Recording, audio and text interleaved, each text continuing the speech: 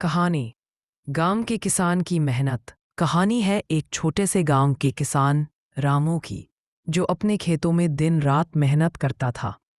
रामू का एक छोटा सा खेत था, लेकिन उसमें उसकी पूरी दुनिया समाई थी। उसका सपना था कि वह अपने खेतों को समृद्ध और हरियाली से भर दे, ताकि उसका परिवार खुशहाल जीवन जी सके। रामू के पास ज़्यादा संसाधन नहीं थे, लेकिन उसकी मेहनत और ईमानदारी ने उसे कभी निराश नहीं होने दिया। हर सुबह सूरज की पहली किरण के साथ वह अपने खेतों पर निकल जाता। कभी खेतों में पानी देने के लिए नहर से पानी लाता, तो कभी बीज बोने के लिए मिट्टी को अच्छे से तैयार करता।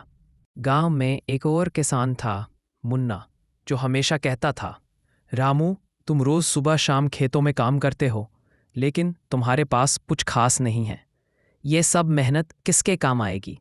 रामू मुस्कुराते हुए कहता, मुन्ना, मेहनत कभी बेकार नहीं जाती।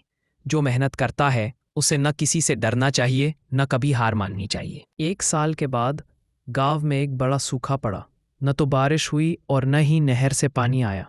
सब किसानों के खेत सूखने लगे, लेकिन रामू का खेत हरा भरा था।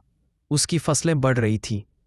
मुन्ना हैरान होकर रामू के पास आया और पूछा, रामू, तुमने क्या किया? तुम्हारा खेत तो सूखा नहीं है, तुम्हारी फसलें कैसी बढ़ रही हैं? रामू हंसते हुए बोला, मैंने पिछले साल अच्छे बीज बोए थे और खेतों में सही समय पर पानी दिया था। मैंने कभी भी आलस्य नहीं किया। उस दिन मुन्ना को समझ में आ गया कि सही मेहनत और सही तरीका हमेशा फलीभूत होता है। उसने भी रामू से सलाह ली और अपनी फसलें सुधारने की कोशिश की। समय बीतता गया और रामू के खेत हर साल और अधिक हरे भरे होने लगे। उसकी मेहनत ने उसे खुशहाल जीवन दिया और गांव के लोग उसे आदर्श मानने लगे। कहानी का संदेश यह है कि सही मेहनत, ईमानदारी और समर्पण से कोई भी मुश्किल आसान हो जाती है।